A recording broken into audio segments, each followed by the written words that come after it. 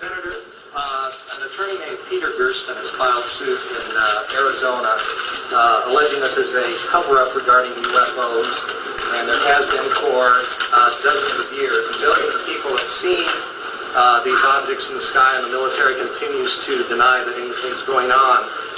Is that an area that's of interest to you at all? It's always of great interest to me. I think it's of great interest. I would point out to you that there was a case a couple of years ago in Arizona of some lights that were seen over Arizona, and that has never been fully explained. Oh, yes, we discussed it at every conference that we had with the military, flying saucers, and they've had other things, you know. And yet, I ask you, is not an alien force already among us?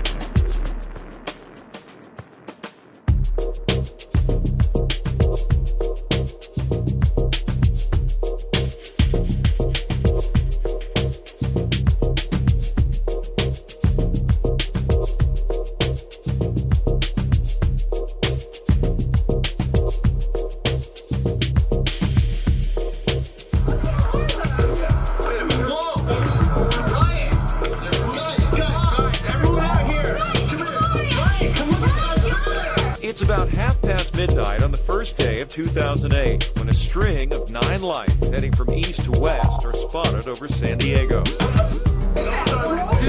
They all moved uniformly in a uniform speed. They moved in an arc and moved in a straight line. Similar accounts have been coming to Fox 6 via email. Quote, they were very bright, almost an amber color. They were not jets, helicopters, or fireworks. There was no sound that we could hear or blinking as on an airplane. They were neither airplanes nor fireworks. Those are the anti-nuclear missile missiles. They were just much too bright and moving much too fast and then disappearing over the horizon, like into the distance, not even disappearing, say, over the mountain or over the horizon, just disappearing into the distance. It was a little bizarre. Spooky a little bit. Yeah. A little bit.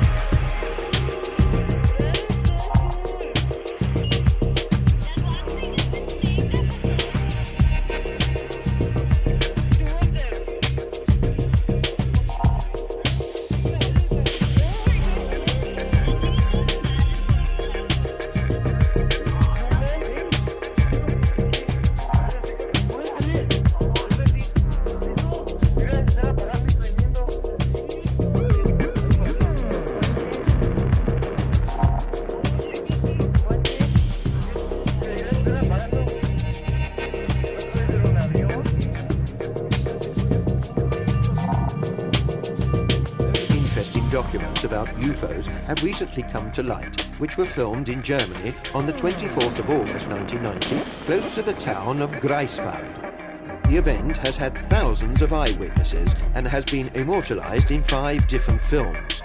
It is not entirely clear if the 2 formations are of different objects or the lights of a single object, but either way, the Greifswald case can be considered as one of the most important confirmed sightings in Europe. It is important to stress that the German town is home to a nuclear base, sites to which these beings have dedicated great interest since the very beginning of the history of UFOs, motivated by the anxiety for the extreme danger of this type of energy and for the irresponsible lightness with which man is using it.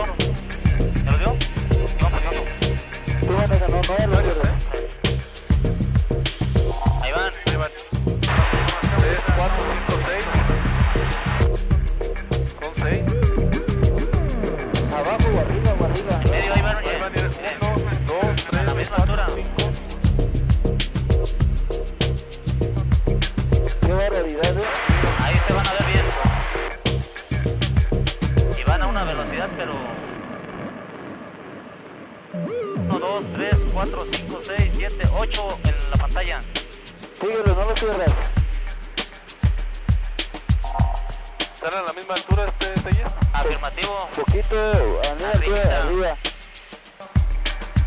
8, 9, 10, 11, contando toda la cola. 2, 4, 6, 8, 10, 11. Ok, no sabemos qué estamos viendo, son unos objetos nada más luminosos que vienen a la misma altura que nosotros, que nosotros no podemos saber qué distancia. ¿Por qué nos vienen siguiendo?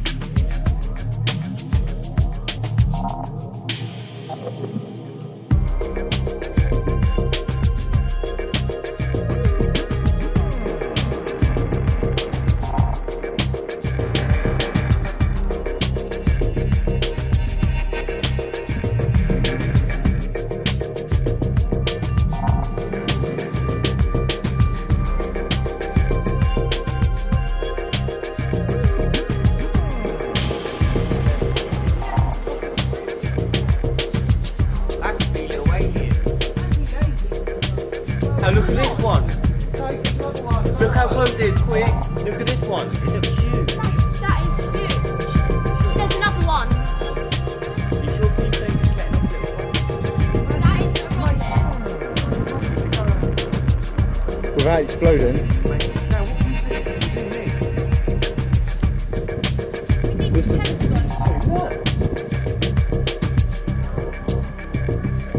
That's the way the planes will go over.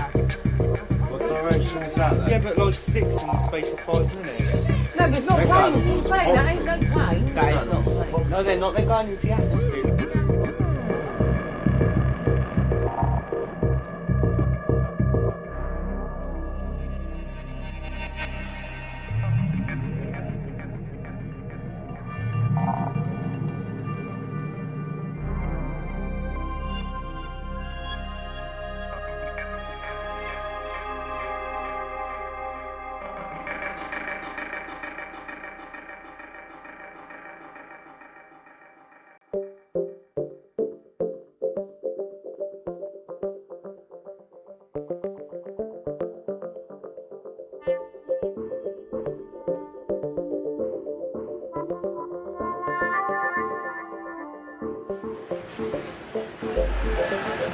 Decenas de limeños quedaron más que sorprendidos por lo que sus ojos observaban sobre nuestro cielo. Hay más de 20 platillos voladores, amigos, allá. Fíjese allá bien. Ahorita está pasando y todo el mundo está mirando. No sé, yo no creo en los platillos voladores, pero parece. Este extraño y sorprendente espectáculo, registrado en Lima hace 2 días, fue captado por un equipo de ATV Noticias. Por más de 30 minutos se observó una diversidad de puntos blancos que iban formando figuras en el cielo. Viene a ser un tema interesante. Sin embargo, sigue siendo un fenómeno aéreo anómalo porque no está controlado ni tenemos una explicación técnica apropiada o coherente como para decir qué es. El comandante de la Fuerza Aérea Peruana, Julio Chamorro, fue cauteloso en aseverar sobre posibles extraterrestres, pero sí nos proporcionó imágenes de video, donde se observa este mismo fenómeno, grabado en 1994 y 1995, sobre el cielo de varias ciudades mexicanas. Estos avistamientos bien podrían ser estudiados por una oficina de sistema aeroespacial, como existe en países como Chile, Brasil, Argentina y México.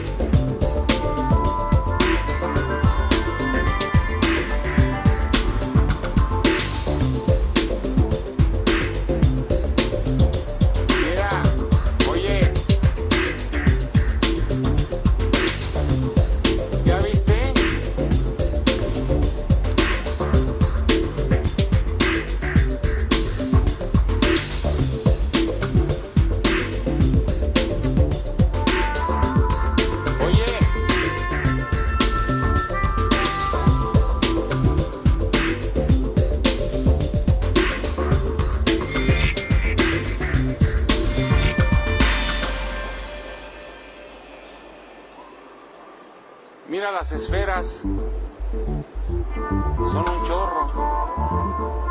Aquí arriba. ¿Ya las viste? Qué maravilla, ¿verdad? Esas sí son esferas para que veas.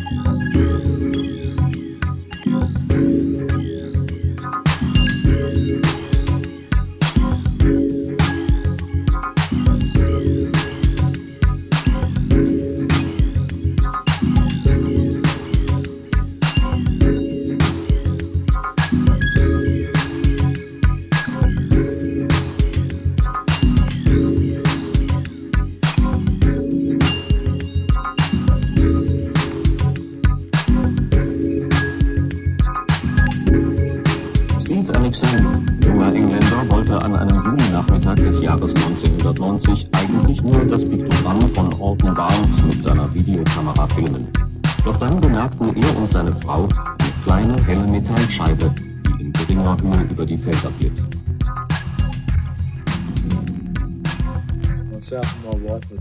Meine Frau und ich wollten gerade gehen, als ich dieses leuchtende Objekt bemerkte. Das Objekt kam in unsere Blickrichtung, drehte und tauchte in das Kornfeld ein.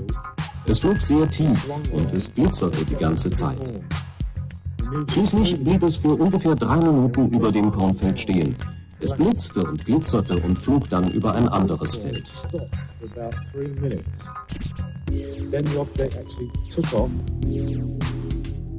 Das unheimliche Objekt überflog mit großer Geschwindigkeit die Lagerschuppen am Feldrand und passierte den Traktor eines Arbeiters. Der Traktor ist links neben dem roten Kreis im Bild zu sehen. Am 26. Juni 1990 dürfte ich das Feld mit dem Traktor, als dieses silberglänzende Objekt dicht an mir vorbeiflog und schließlich am Himmel verschwand. Ich kann mich noch genau erinnern.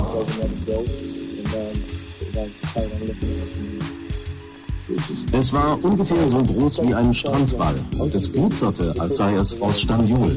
Wie Staniol in der Sonne glitzerte es. Dieses konstante Glitzern, aber ich weiß nicht, was es war. Uns wurde nach Analysen in Japan mitgeteilt, dass dieses fliegende Objekt einen Durchmesser von nur 20 Zentimetern hatte und das Sonnenlicht äußerst intensiv auf seiner Oberfläche reflektierte. Das Objekt bewegte sich direkt über den Pflanzen, berührte die Weizenhalme, drückte sie zur Seite und schien großes Interesse an den Kornkreisen zu zeigen, die man im Nachbarfeld entdeckte. Solche Objekte sind den UFO-Forschern als kleine, unbemannte Sonden, sogenannte Telemeterscheiben, bekannt. In diesem Archivfilm von 1973 umkreist eine solche Telemeterscheibe eine Concorde.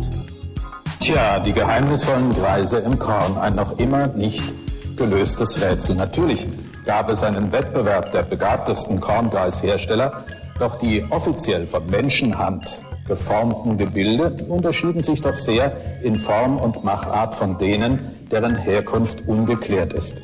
Auch die 2 Rentner, die sich bekanntlich als Urheber ausgaben, sind inzwischen als Angeber entlarvt. Sie haben höchstens 3 von insgesamt 300 Piktogrammen hergestellt.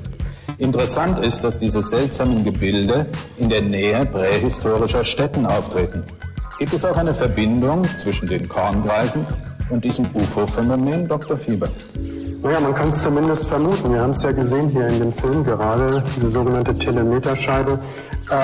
Es gibt Berichte auch aus älteren Jahren. Das Phänomen tritt ja nicht erst seit ein paar Jahren auf, sondern man kann es zurückverfolgen bis in die 60er, bis in die 50er Jahre hinein, wo der Zusammenhang zwischen Kornkreisen, damals waren es wirklich nur Kreise, und UFOs dadurch deutlich wird, dass eben wirklich in dem Moment, wo dieses Feld entstand, auch ein UFO da war, dass es also eine Spur hinterlassen hat in Form eines solchen Kreises. Diese Scheiben, um da nochmal darauf zurückzukommen, das sieht ja nicht so aus, als sitzt da ein kleines grünes Männchen drin. Nein. Man sagt allgemein Telemeterscheiben dazu. Ja. Ich würde das nicht so nennen. Das impliziert, dass wir wissen, was es ist. Wir wissen es nicht. Es gibt einige UFO-Beobachtungen, wo gesehen wurde, dass diese Scheiben größere Objekte verlassen und auch wieder zu ihnen zurückkehren. Ich würde vorziehen, sie einfach UFO-Satelliten zu nennen. Das ist vielleicht ein bisschen neutraler. Es scheinen unbemannte Objekte zu sein, die irgendwelche Forschungsaufgaben vielleicht wahrnehmen. Aber was letztlich dahinter steckt, genau wie mit dem ganzen Phänomen, wissen wir natürlich nicht. Dankeschön, Dr. Fieber. Zusammen mit dem ehemaligen NASA-Techniker Pat Delgado und dem Piloten Busty Taylor begann Andrews, Kornkreise zu dokumentieren und Luftaufnahmen zu machen. Bis 1989 waren Hunderte von Kornkreisen durch das Andrews-Team und andere erfasst worden. Jeder wusste, dass die Kornkreise über Nacht auftauchten, aber die Bauern berichteten keine nächtlichen Aktivitäten in ihren Feldern. Häufig seien über den Kornkreisfeldern schwebende Lichtkugeln gesichtet worden, leuchtende, unidentifizierte fliegende Objekte. Im Jahr 1990 konnte der Fotograf Stephen Alexander unerwartet bei Tageslicht diese geheimnisvollen Lichter auf Video festhalten. Diese Lichtquelle wurde aus sehr großer Entfernung aufgenommen. Dann 1999 gelang einem anderen sogar ein noch klareres Bild über einem Kornkreis bei Barbary Castle, England. I can't think what that is. Can you see it moving across? No. Where the camera's pointing? Als Kameramann Don Fletcher versuchte, seine Kamera stabil zu halten, schwebte die weiße Lichtkugel über eine große Getreideformation. Die Leute, die im Kreis spazieren, scheinen sie nicht zu bemerken, aber auf Band ist das Bild klar zu sehen, bis die leuchtende Sphäre schnell hinauf in den Himmel und außer Sicht aufsteigt. Can you see it moving across? Oh, I can't find it now. Sie sind völlig unerklärt. Sie bewegen sich zielgerichtet zu den Kornkreisen und in sie hinein, als ob sie nachschauen wollten, was innerhalb der Markierungen liegt. Das ist nicht wie ein Kinderballon, den man an einem windigen Tag aufsteigen lässt. Es ist eher so, als ob dieses bestimmte Objekt durch irgendjemanden oder etwas aus der Ferne kontrolliert würde.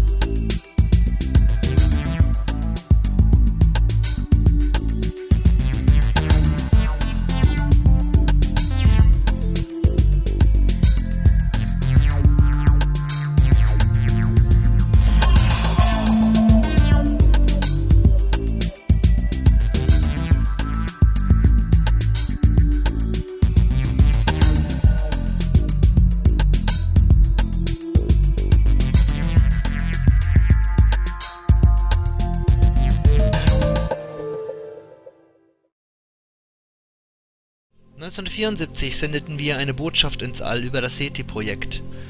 Wir sendeten diese Botschaft mit dem Radioteleskop Arecibo in Mexiko in das All. Das Signal wurde folgendermaßen aufgebaut in 10 Einheiten. 1. Das Dezimalsystem mit den Zahlen 1 bis 10. 2. Die Atomanordnungszahlen 1, 6, 7, 8 und 15 für biologische Schlüsselelemente. 3. Formeln für Zucker und Basen in den Nukleotiden der menschlichen DNS. 4. Anzahl der Basenpaare in der menschlichen DNS. 5. Doppelhelix-Anordnung der DNS-Stränge. 6. Ein Mensch-Piktogramm mit durchschnittlicher Größe von 1,75 Meter. 7. Die Population der Erde mit 4,3 Milliarden Menschen, Stand von 1974. 8. Unser Sonnensystem als Piktogramm. 9. Das Teleskop von Arecibo als Piktogramm. 10. Durchmesserangabe zum Teleskop mit 305 Metern.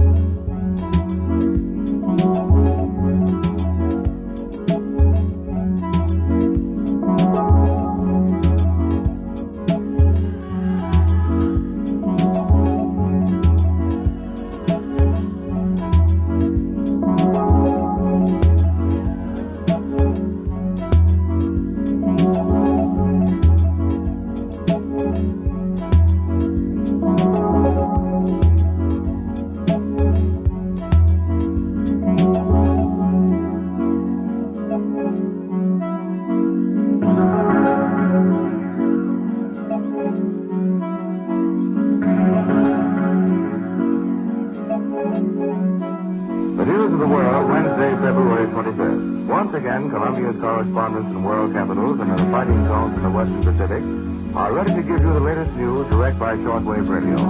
Anti-aircraft guns went into action against unidentified aircraft in the Los Angeles area shortly after 3 a.m. Pacific wartime this morning.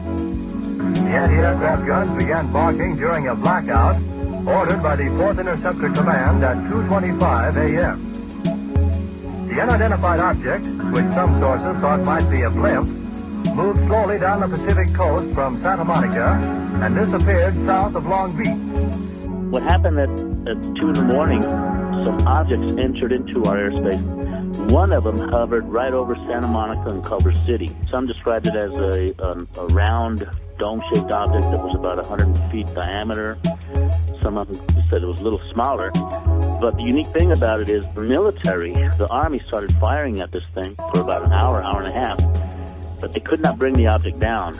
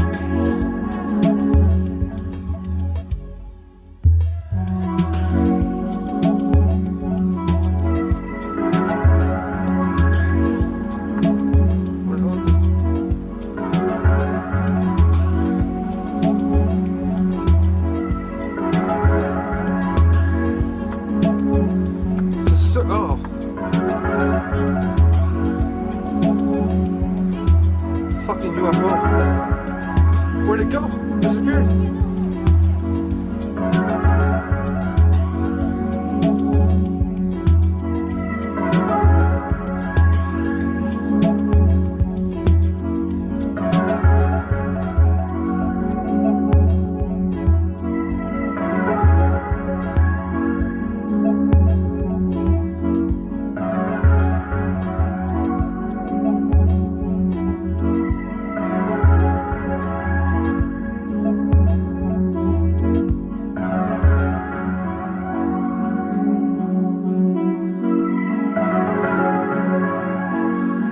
Esto vale fortuna.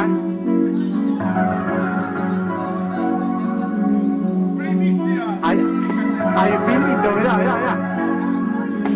mirá cómo se mueve.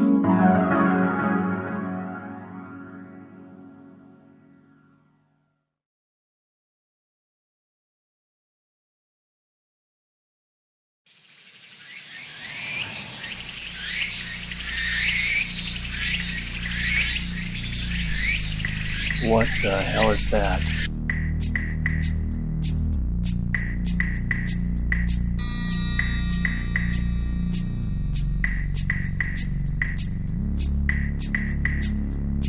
Oh. C'è? Sì, quelli dell'anno scorso. No. Guardalo. Bello, Anto. Beh, zitta, chiama. Punto di riferimento, la sega, punto di riferimento. Aspetta. Ecco, aspetta, guarda. No. Guarda da vicino, forse. Ma quanto grande? Corri, vai giù a sentire, vai giù dalla nonna, corri. Corri! Se ne va!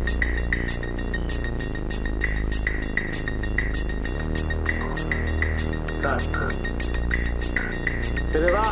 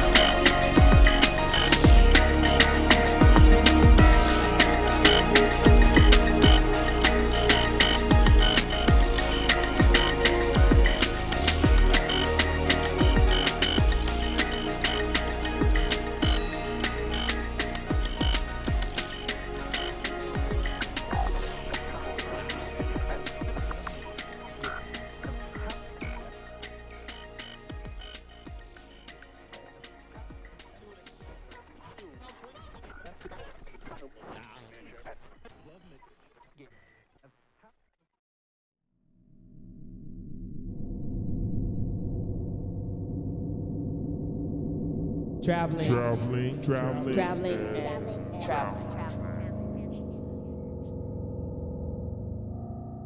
The image keeps coming back. The images keep coming back. Your range is 10 miles now, sir. It's coming down through 200,000 feet. 10 miles, 200,000 feet, thank you. So restless.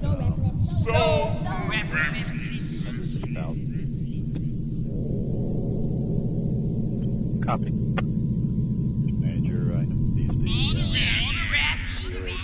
It's abstract. Coupling object. I need change. Copy. Just dreaming. And mission manager, MPC, be advised, from our vantage point, we do not see a drogue chute. Negative drogue.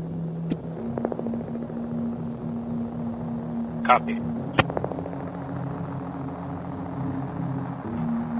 Bring up on the track, there's 2009.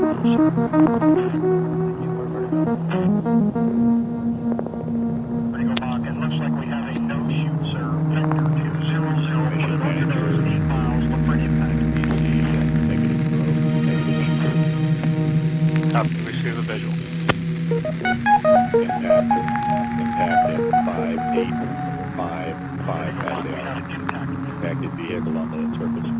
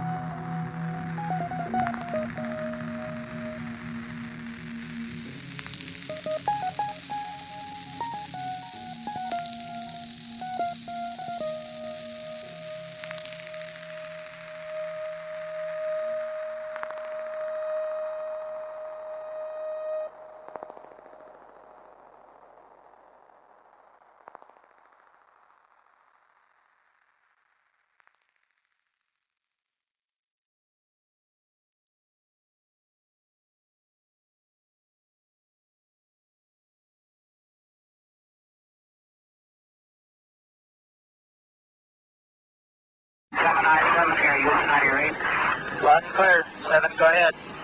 I'll talk to you at 10 o'clock high. This is Houston. Say again, 7. I'll talk to you at 10 o'clock high.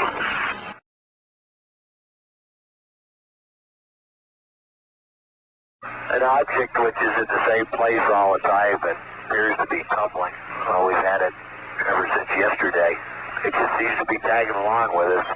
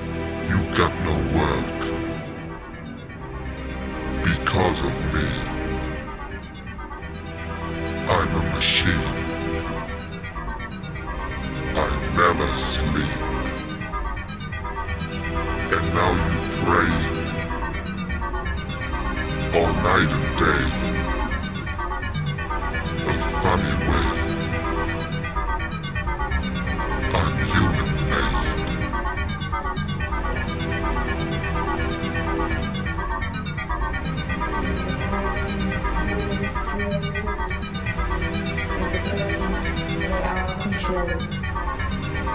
In the future, there will be automatics. Past represents the future.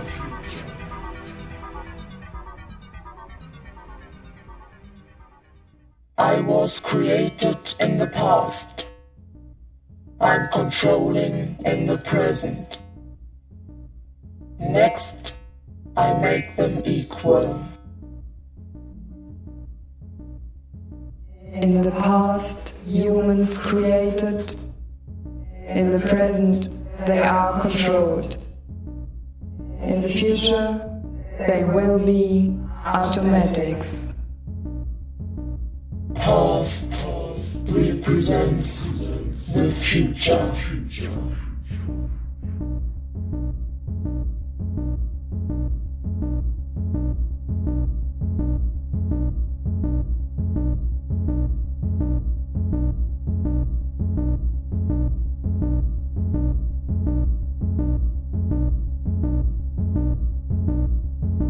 In the past, humans created. In the present, they are controlled. In the future, they will be automatics.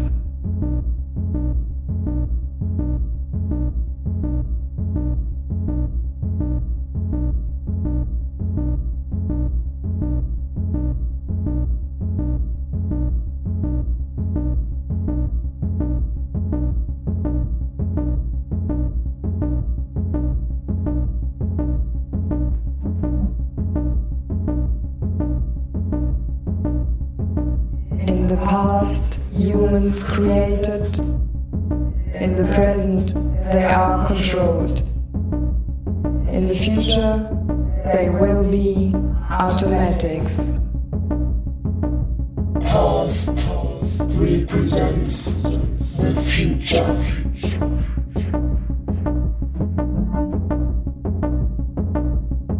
I was created in the past. I'm controlling in the present. Next, I make them equal. In the past, humans created. In the present, they are controlled. In the future, they will be automatics. Past represents the future. Am 25. Februar 1996 während des 75. Shuttleflugs. Ein Satellitenkabel, das an der Columbia befestigt war, löste sich zufällig von der Fähre und schwebte davon. Innerhalb weniger Minuten war das 19 Kilometer lange Kabel von Dutzenden unbekannten Objekten umgeben. Die UFOs drängten sich geradezu um das zusammengerollte Kabel, das zu diesem Zeitpunkt fast 160 Kilometer von der Columbia entfernt war. On February 25, 1996, on Space Shuttle mission number STS-75, NASA launched a possible breakthrough energy technology experiment. They launched a 12-mile-long electrical conductor cable called an electrodynamic tether, designed to collect high-energy electrons in the Earth's ionosphere and magnetic fields. The motion of the conductor tether across the Earth's magnetic fields induces a voltage along the 12-mile length of the tether. Utilizing estimates in the charge densities of the Earth's magnetic fields and the ionosphere, the voltage produced is expected to be up to several hundred volts per kilometer. If successful, the experiment could produce a lot of electrical power. If additional power is driven along the tether in the opposite direction to that which it normally wants to flow, the tether, in theory, could push, creating propulsion against the Earth's gravity to raise the shuttle's orbit.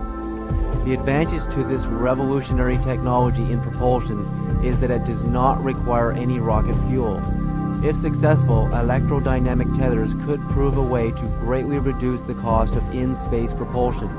For example, the International Space Station could keep itself in orbit, saving nearly $2 billion in orbital reboost rocket fuel for every 10 years of the station's operations. But on February 25th, after the 12-mile tether began producing electricity, an unexpected overload of electrical energy fluctuating between 2 and 10 times that predicted due to inaccurate estimates in the electrical charge of the Earth's magnetic fields, ionosphere, and possibly space radiation, fried the tether conductor cable and it broke, severing it from the space shuttle. So the tether has broken at the boom. The tether has broken and is going away from us. Get it on the TV, Claude. Please get it on the TV. The tether has broken. Copy. Columbia and the satellite now 77 nautical miles apart. Again, that call reporting that the crew can see the tether and see the satellite. That it's beautiful.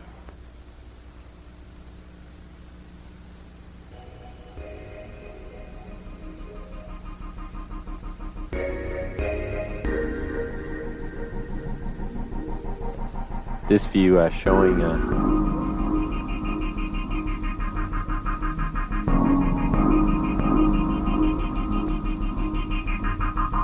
the satellite. Again, just moving into sunrise. 81 nautical miles now from Columbia.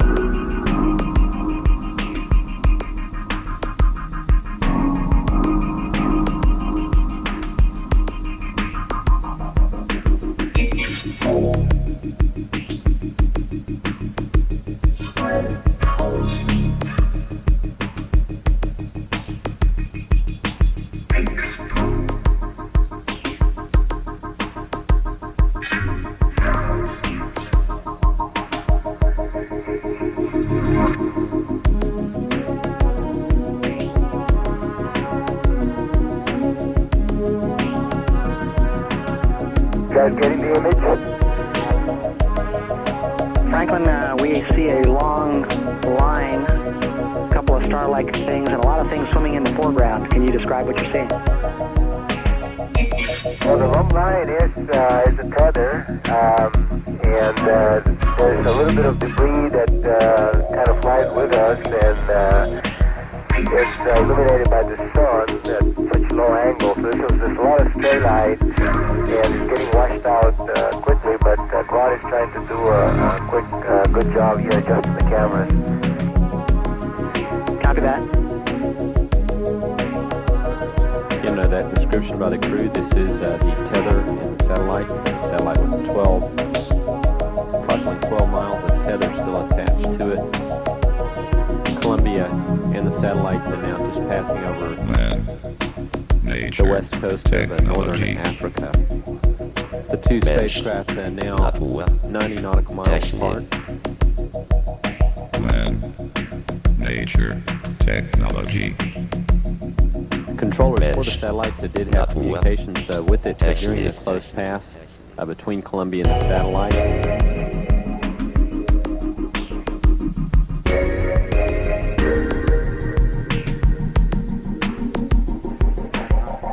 Columbia, Houston, that's a much better view, a lot more contrast visible.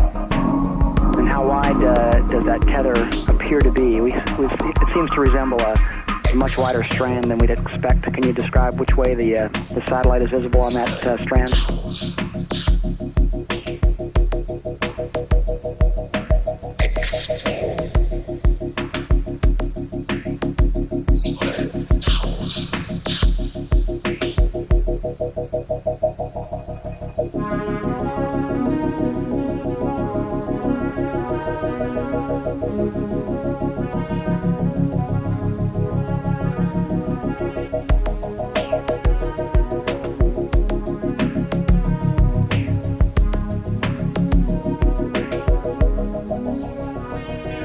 The 21st century.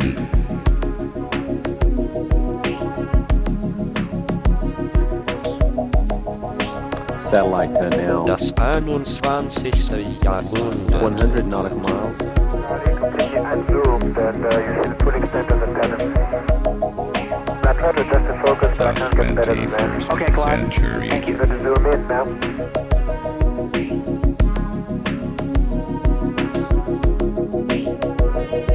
Das 21. Jahrhundert.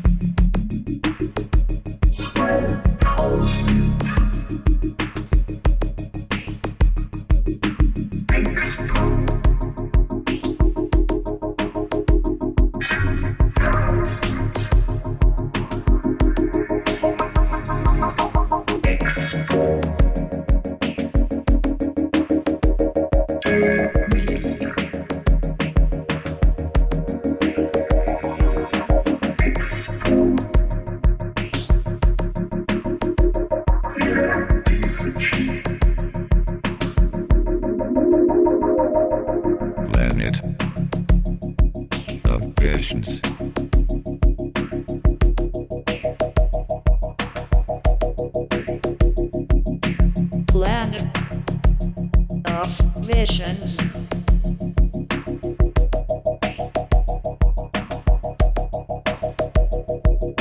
Planet of visions.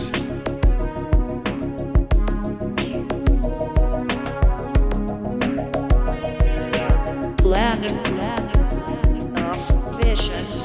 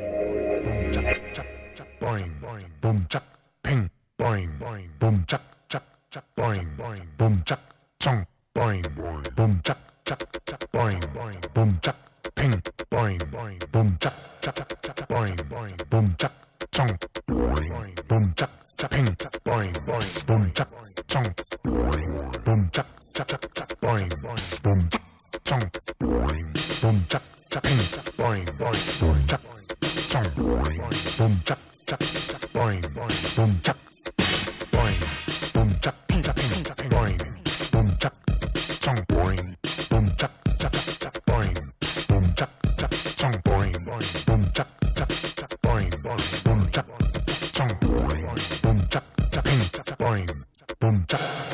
Music non-stop. Music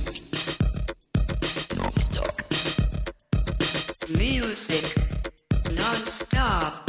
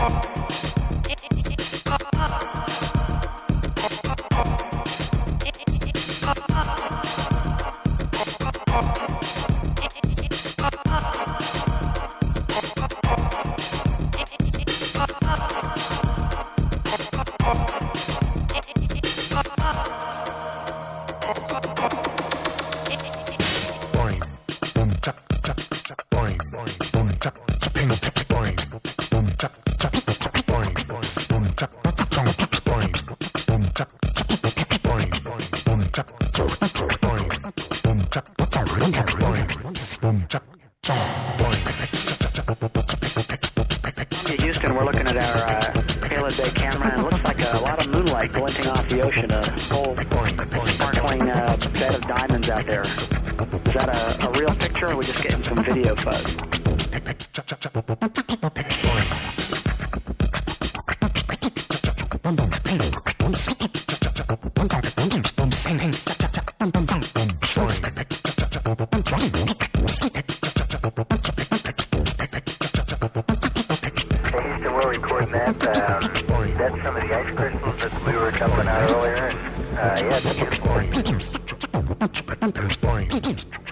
That's a great combination of the moonlight and the ice and the clouds.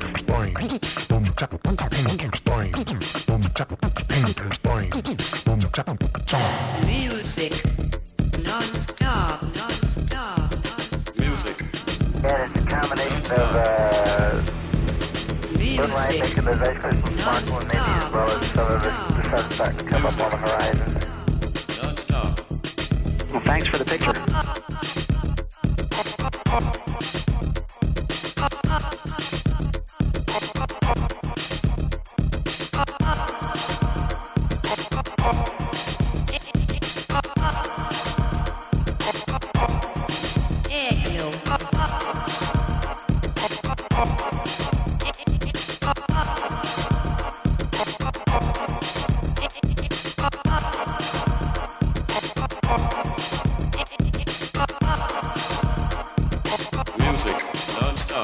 Mission Control Houston, we are using the payload bay cameras right now to hopefully catch a glimpse of the Russian space station Mir as it performs an on-orbit burn. Though it will be difficult to pick Mir out from the stars as they pass behind us, the payload bay cameras are positioned such that they're looking straight back behind the orbiter, whereas the Mir is flying at about 850 nautical miles behind us.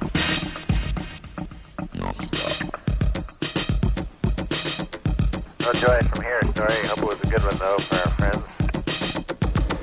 Thank you, sir. We could not see it here either. We'll wait 2 or 3 more minutes till sunrise, and then at that time give you a go for KU Stowe. Music. With mission last time of 7 days, 13 hours, and 17 minutes. This is Mission Control Houston. Music. Non-stop. The Mir space station is now visible on the far left-hand side of the screen, about an inch from the bottom of this particular picture.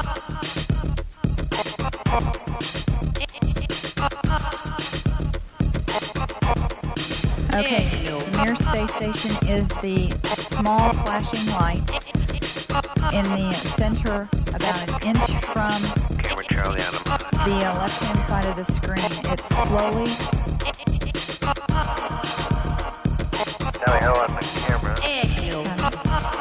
It is slowly moving closer to the left-hand side and has very light flashes to it. We think in the middle of the screen, way to the left-hand side.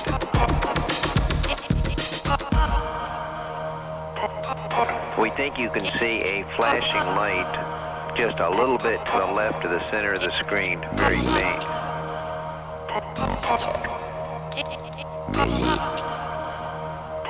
Yeah, we do see something flashing visually, but we're not sure that might be...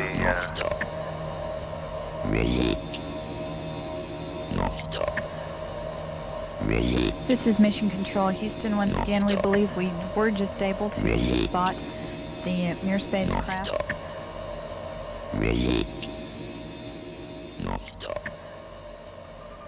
Looks like you got an object right in front of you, Mark. Can you look out there? I'm not sure what you're talking about. Never mind.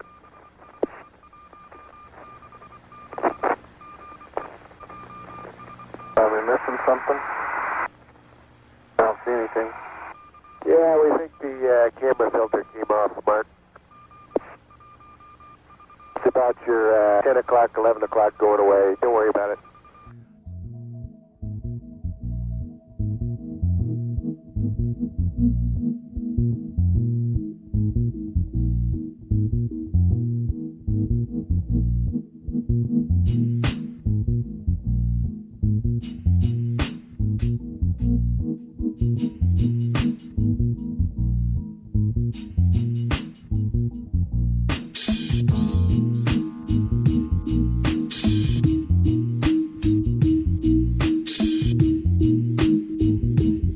Object floating under the spacecraft yesterday. It was detected shortly after a routine check of the shuttle's steering jets. Now, since Columbia, NASA developed several tools and procedures to safeguard the shuttle while in space.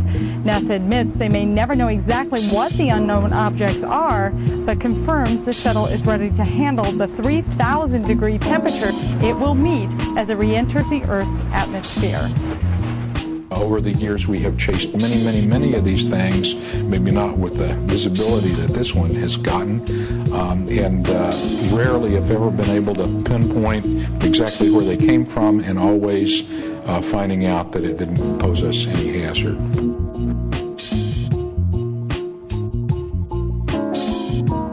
I walked into the photo lab in the restricted area, and this was between missions.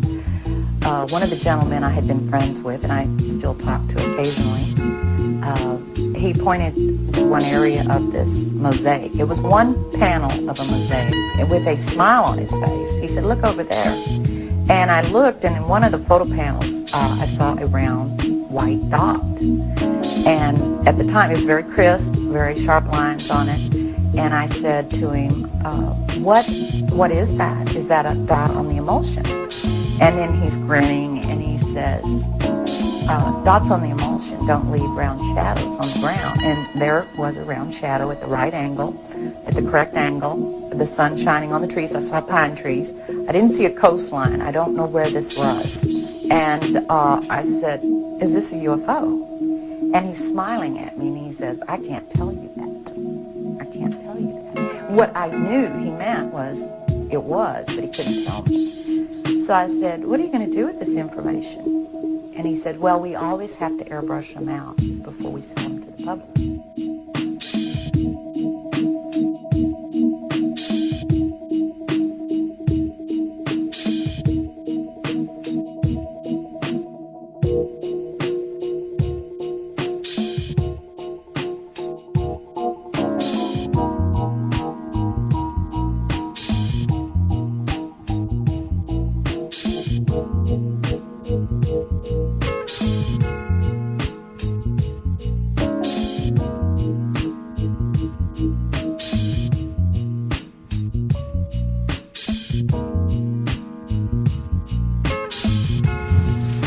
Good morning.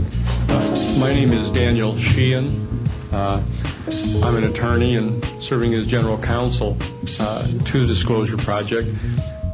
It was there in 1977 that I was contacted by Miss Marcia Smith, who was the director of the Science and Technology Division of the Congressional Research Service. She asked to meet with me, and I met with her, and she informed me that President Carter, upon taking office in January of 1977, held a meeting with then the Director of Central Intelligence, who was George Bush Sr., and demanded that the Director of Central Intelligence turn over to the President the classified information about unidentified flying objects and the information that was in the possession of the United States intelligence community concerning the existence of extraterrestrial intelligence. This information was refused to the President of the United States by the Director of Central Intelligence, George Bush Sr. The Director insisted that the President, in order to have access to this information, needed to have clearance to contact the Congressional Research Service, to contact the United States House of Representatives Science and Technology Division, to have them undertake a process to declassify this information, because the DCI suspected that the President was preparing to reveal this information to the American public. Pursuant to which I was given access to, as a special consultant to the United States Library of Congress Congressional Research Service, to the classified portions of the Blue Book project of the Air Force. At that point, it was in 1977, approximately May of 1977, I went to the Madison building of the United States Library of Congress. There was no one in the building at that time. It was brand new. I was directed to a basement office where there were two guards at the door and a third sitting at the table, who took my identification, verified that I'd been designated as a special consultant to the Congressional Research Service of the United States Library of Congress, and was admitted to the room. I thereupon found photographs, some dozen photographs of what is unquestionably an unidentified flying object on the ground that had crashed and plowed a furrow in a field of snow, and it was embedded in an embankment. There were United States Air Force personnel surrounding this craft, taking photographs of the craft. And one of the photographs, I could see that there were some symbols on the side of the craft. And so I proceeded through the photographs and found a close-up photograph of these symbols. Reported this to them, was authorized at that time by the United States Jesuit headquarters to make a report to the National Council of Churches and to request that the entire 54 major religious denominations of our country undertake a major study of extraterrestrial intelligence, which they declined to do. I was subsequently asked to deliver a 3-hour closed-door seminar to the top 50 scientists of the Jet Propulsion Laboratory of SETI, the Search for Extraterrestrial Intelligence, which I did do in 1977. I'm more than happy to testify under oath to these details to the United States Congress, and would be happy to meet with any members of the press. And I am happy and proud to serve as General Counsel to the Disclosure Project. Thank you very much. Morning, ladies and gentlemen. My name's Clifford Stone. I was a Sergeant First Class, United States Army.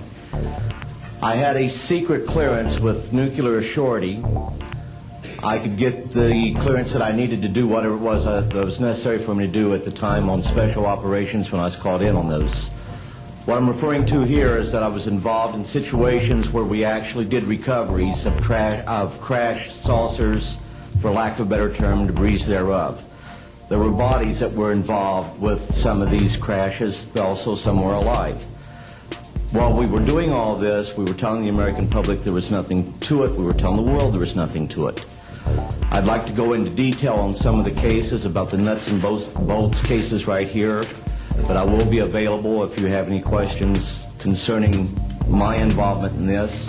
You can talk to Dr. Greer to arrange for me to get to talk to you. But the whole situation is, we've set back, we've told the American people that there's no such thing as UFOs. I've been involved where we have recovered these objects. We know them to be of extraterrestrials. In 1969, I had an event that happened to me while I was stationed at Fort Lee, Virginia. We went to Indiantown Gap, Pennsylvania. That would be my first exposure to any time that we would be recovering an unidentified flying object. When we went there, we already had people that was already in the facility. We were a backup team, which was supposed to be NBC because there was supposed to be some nuclear materials that was on board this craft. Later on, most people involved were to be told that there was nothing on board it. It was nothing more than just a crash of one of our aircraft. I know better because I was one of the people that approached it with a Geiger counter to get surface readings. I was the first person to go ahead and see that there were bodies on it. That would be the first of approximately 12 events. UFO crashes are not events that take place every day. They're rare. I know we're not alone in the universe. I know that the absence of evidence is not evidence of absence. It's evidence that has been denied to the American people.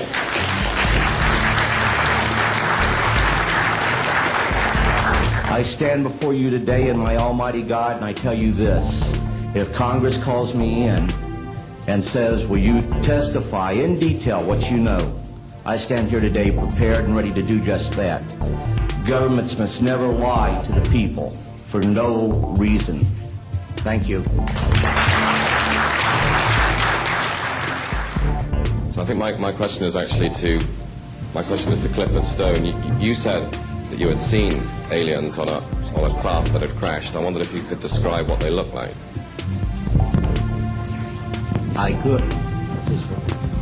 could, but it would probably take a whole lot of time. The reason I state that, when I got out in 1989, we had cataloged 57 different species. You have individuals that look very much like you and myself that could walk among us and you wouldn't even notice the difference, except for some of the things that they might be able to go ahead, even in a dark room, and touch an object and go ahead and identify what color that object might be. They would have a heightened sense of smell, sight, hearing. The situation is that you have various types of what we normally call grays. We didn't call them grays in the military, but you had at least 3 types of the grays. You had some that were much taller than we were. The unique thing that I'd like to point out for the most part is that the entities that we did catalog were in fact humanoid. Now this created a situation where the scientific community was trying to figure out why that would be the case, because you would expect that if life evolved on other planets, that they would take on some type of other being, so to speak, not necessarily look humanoid or be bipedal such as we are. But apparently we got quite a few of the species out there that are humanoid in appearance, and that creates a question that yet has to be answered by science. Good morning, my name is Carol Rosen. In 1974, after being a 6th grade school teacher, I was introduced to the late Dr. Wernher von Braun, in the U.S. the father of rocketry. In my first meeting with him, during that first 3.5 hours, he said to me, "Carol, you will stop the weaponization of space." And I said, teachers don't stop until June. He said, "No, you have to understand, this is February, and we have to prevent the weaponization of space because there is a lie being told to everyone that the weaponization of space is now first being based upon the evil empire, the Russians. There are many enemies," he said, "against whom we're going to build this space-based weapon system. The first of whom was the Russians, which was existing at that time. Then there would be terrorists. Then there would be third world countries. Now we call them rogue nations or nations of concern. Then there would be asteroids." And then he would repeat to me over and over, "And the last card, the last card, the last card would be the extraterrestrial threat." Well, at the time, I kind of laughed when he said asteroids, and when he said extraterrestrials, I knew I wasn't going to deal with that subject. And now we hear on the news just today, this week, that they've slid in another enemy. Only this time we're going to protect our satellites. In other words, we have to have some reason to spend these trillions, to waste these dollars on a space-based weapon system, and they're all lies. This is a system, he told me, that would never protect anyone. Even back then, he talked about suitcase bombs. He talked about chemical, viral, bacterial, biological warfare, that these space-based weapons would never protect us against.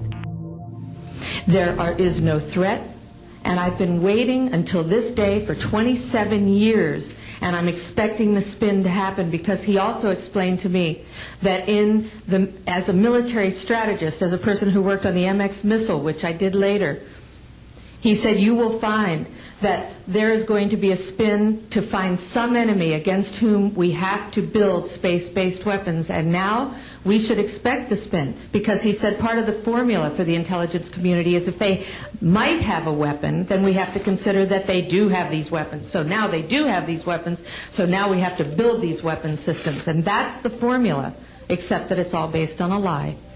And we have witnesses here today that have shown you that these extraterrestrial beings, that these craft that have come here are now not UFOs, they're identified flying objects, and we know that they have beings in them. And we have witnesses here who have told you that they can shut down our missile silos, they can stop a rocket going into space that's a test. We have witnesses here who have worked in the classified departments who have the courage to come forward here to support what Wernher von Braun told me back in 1974 to 77. And I will testify before the Congress that when I founded the Institute for Security and Cooperation in Outer Space, which I shut down a few years ago because I didn't believe we had a chance with this huge, integrated around the world, complex weapon system, that we had any chance at all of transforming that war industry into a space industry that could provide benefits, like Dr. Greer has said, of global warming. We can end that situation of that problem. We can end the energy crisis. We can build now non-polluting technologies. Wernher von Braun used to tell me that we could have cars back then that drove around off the ground. He described this to me on beams so that we have no pollution on this planet.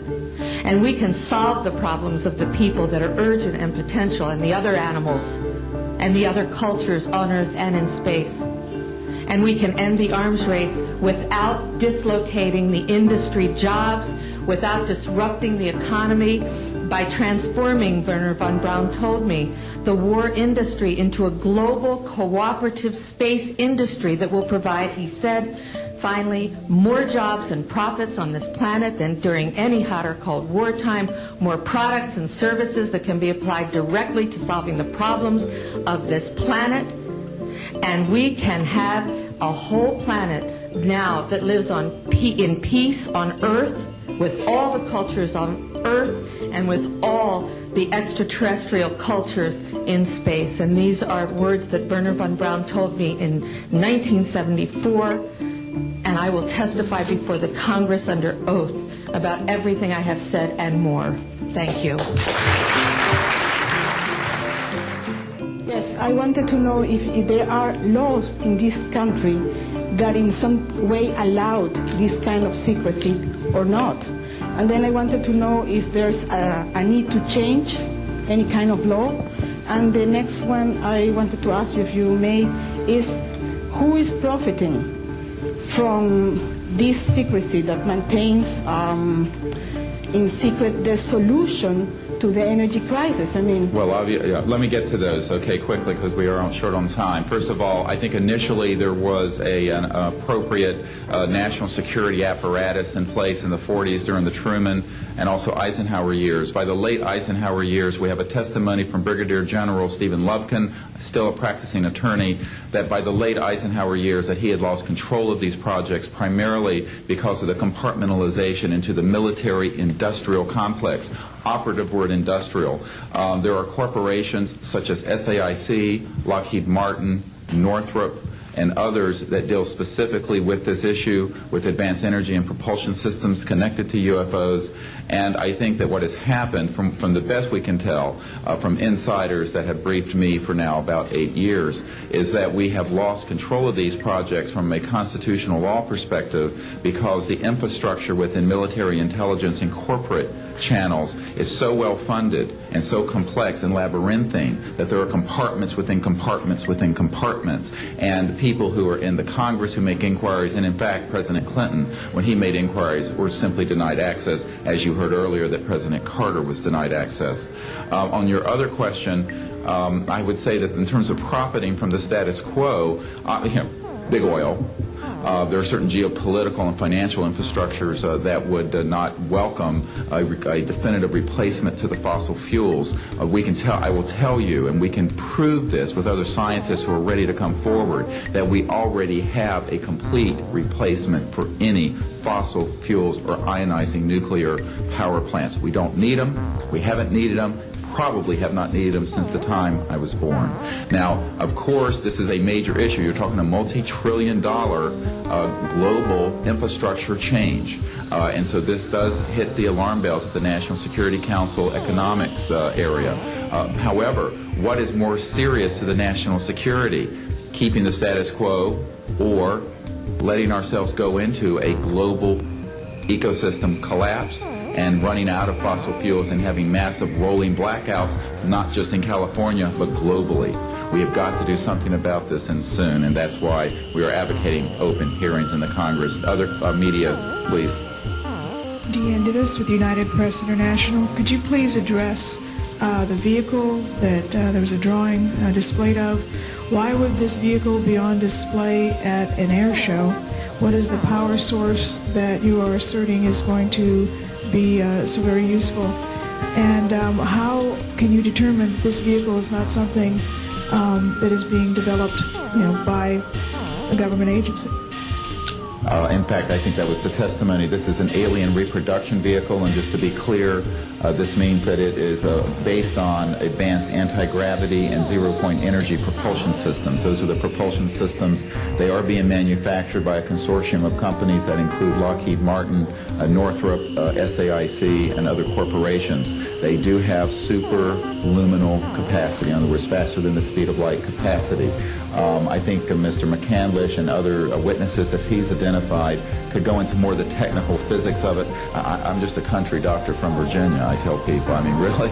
And but this is actually what is the reason it's called alien reproduction vehicle is that it's based on the study of extraterrestrial vehicles, but it is manufactured by human military intelligence, aerospace contracting arrangements. And this is very important. It means that we, Homo sapiens, have the ability to access this so-called zero-point field of energy, which is the ambient field of energy from which all matter and energy is fluxing, and can access that energy and generate all the power we need to run this planet without fossil fuels or pollution. Do you have any direct evidence, though, that this, I mean, we're talking about the same government that so appropriately named a snooper program Carnivore. So just because it's named the Alien Reproduction Vehicle, considering the history and the questions that have been existing for such a long time about flying saucers, I mean, do you know, is there any direct reason to believe that this is actually derived from technology? Any of the witnesses who can attest to that? And how would this, a propulsion system, a rocket engine doesn't necessarily translate into electricity. Can you elaborate on that? Well, the first part of your question, I would say that the testimony of witnesses we have, some of whom are here, others that are not here, but they're in the briefing materials, is that we have studied specifically extraterrestrial vehicles which have been retrieved. The breakthroughs in that research have led to applications that have led to the building of this and similar anti-gravity devices. And that, in fact, this can be proven in open testimony before Congress, and that is exactly what we are calling for. We have the witnesses to establish this, and they also have the documents and the specific details of the propulsion systems. But this is not a jet internal combustion system at all. It is actually kicked in by a type of electric power source, and it then accesses this ambient zero-point energy field that is responsible for all matter and energy existing, and by special configurations and what have you, it causes a cancellation of mass inertia and an anti-gravity effect. And this is a complex technical discussion, which is probably beyond the scope of this conference, but we have materials in the briefing document that we can provide you with references to people who have studied the anti-gravity effect as far back as certainly the 1950s.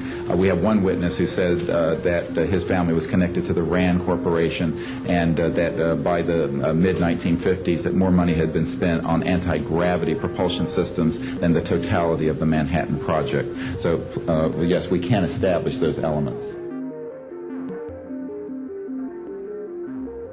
Well, as far as the moon is concerned, I think they found when they got up there that there was already somebody there. And I wouldn't want to say any more than that. But they got out of there and they haven't been back. But I have seen certain documents and read certain reports that indicate that there's somebody already there that knows a lot more than we do and would be willing to run us off if we didn't go on our own. I doubt that we will go to the moon again.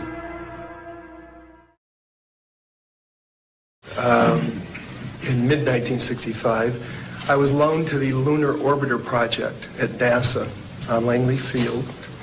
They had problems with a piece of electronic equipment that was bottlenecking their production of photographs. I was taken into the laboratory where the equipment was malfunctioning. The Airman Second Class was in the dark room at that time. I was also an Airman Second Class. About 30 minutes into the process, he said to me in a very distressed way, by the way, we've discovered a base on the backside of the moon. And then he proceeded to put photographs down in front of me, and clearly in these photographs were structures, spherical buildings, and towers.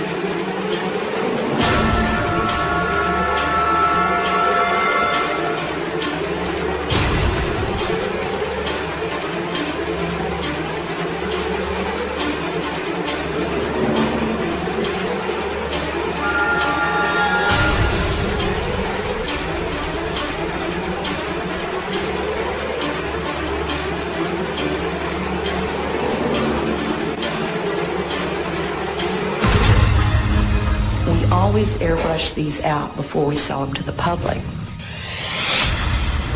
Mosaics and showed this base, which had geometric shapes. There were towers, there were spherical buildings, there were very tall towers, and things that looked somewhat like radar dishes, but they were large structures. If I compare it to what I'm seeing now, because I do have photographs that have artifacts in them that are similar to what I saw, they're massive. Some of the structures are, half a mile in size. So they're huge structures. Some of the buildings seem to have very reflective surfaces on them. A couple of structures that I saw reminded me of cooling towers at power generating plants. They had that sort of a shape. Some of them that were just very, very straight and tall with a flat top. The particular shot that I saw, there were several clustered together over a landscape, a fairly large landscape.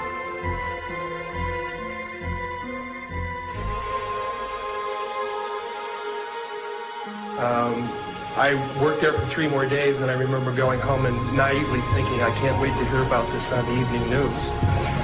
And here it is, more than 30 years later, and I hope we hear about it tonight. And I will testify under oath before Congress that what I'm saying is the truth.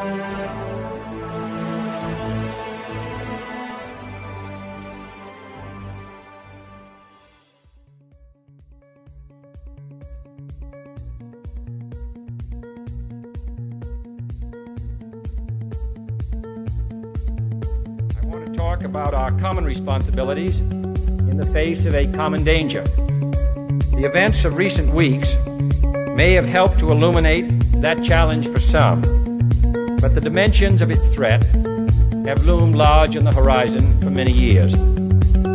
Whatever our hopes may be for the future, for reducing this threat or living with it, there is no escaping either the gravity or the totality of its challenge to our survival and to our security.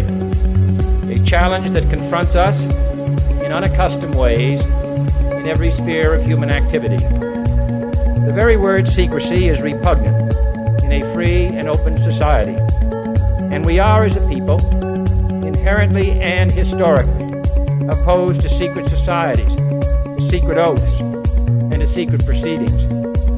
If you are awaiting a finding of clear and present danger, then I can only say that the danger has never been more clear, and its presence has never been more imminent. For we are opposed around the world by a monolithic and ruthless conspiracy that relies primarily on covert means for expanding its sphere of influence, on infiltration instead of invasion, on subversion instead of elections, on intimidation instead of free choice, on guerrillas by night instead of armies by day. It is a system which has conscripted vast human and material resources into the building of a tightly knit, highly efficient machine that combines military, diplomatic, intelligence, economic, scientific, and political operations. Its preparations are concealed, not published. Its mistakes are buried, not headlined.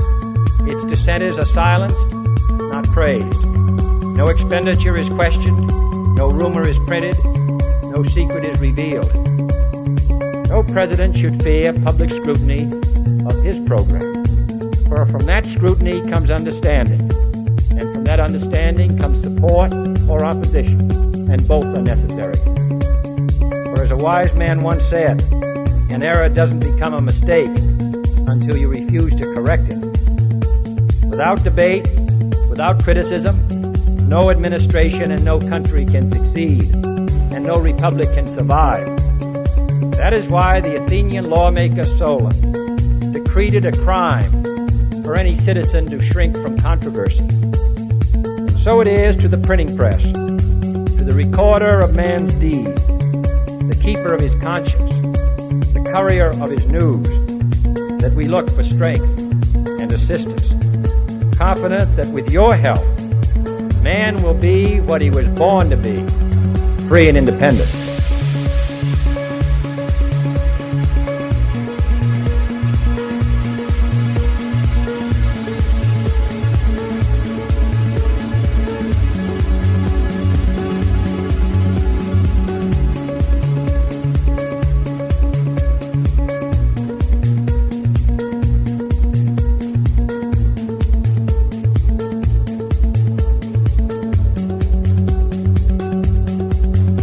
In the councils of government, we must guard against the acquisition of unwarranted influence, whether sought or unsought, by the military-industrial complex.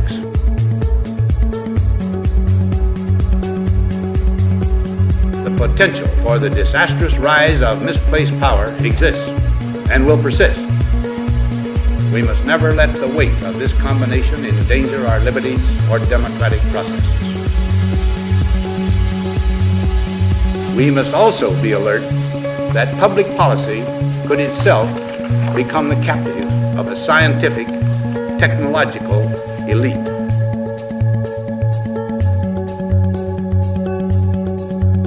It is the task of statesmanship to mold, to balance, and to integrate these and other forces, new and old, within the principles of our democratic system, ever aiming toward the supreme goals of our free society. As we peer into society's future, we, you and I, and our government, must avoid the impulse to live only for today, plundering for our own ease and convenience the precious resources of tomorrow. We cannot mortgage the material assets of our grandchildren without risking the loss also of their political and spiritual heritage. We want democracy to survive for all generations to come.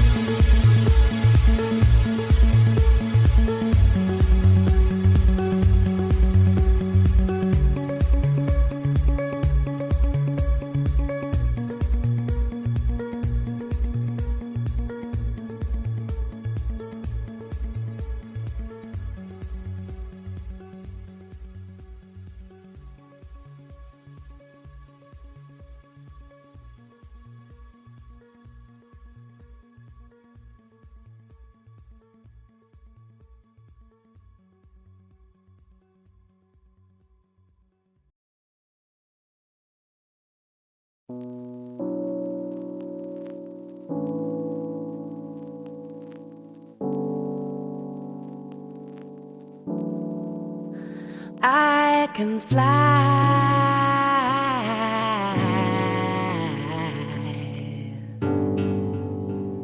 but I want his wings. I can shine even in the darkness, but I crave the light that he brings. Revel in the songs that he sings.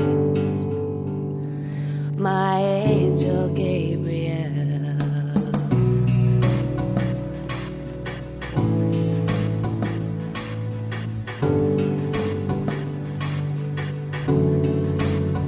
I can love,